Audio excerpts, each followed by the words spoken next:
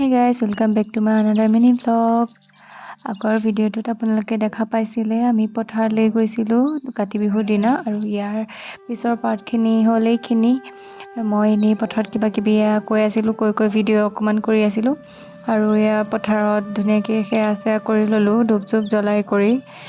আৰু তাৰপিছত আহিলোঁ ঘৰৰ সন্ধিয়া ইয়াত তুলসী তলত দিবৰ কাৰণে নাৰিকল বুট প্ৰসাদৰ প্ৰস্তুতি চলি আছে ঘৰত আৰু এয়া তাৰ আগতে আহিছে তাৰপিছতে মই ধুনীয়াকৈ চাকি বন্তিখিনি জ্বলাই ল'লোঁ তুলসী তলত তাৰপিছতে ৰাস্তাত দিবৰ কাৰণে এনেকৈ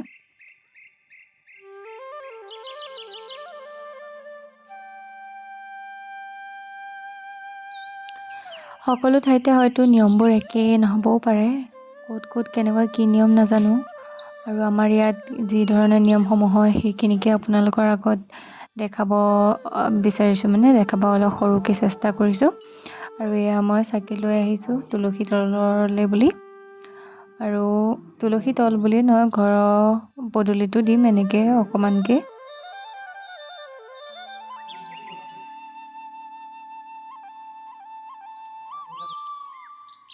আৰু ইয়াত তুলসী তলত চাকি দিছোঁ আৰু সেয়া কৰি ল'লোঁ এনেকৈ দি কৰি সেইখিনি ভিডিঅ' কৰা নহ'লে বাৰু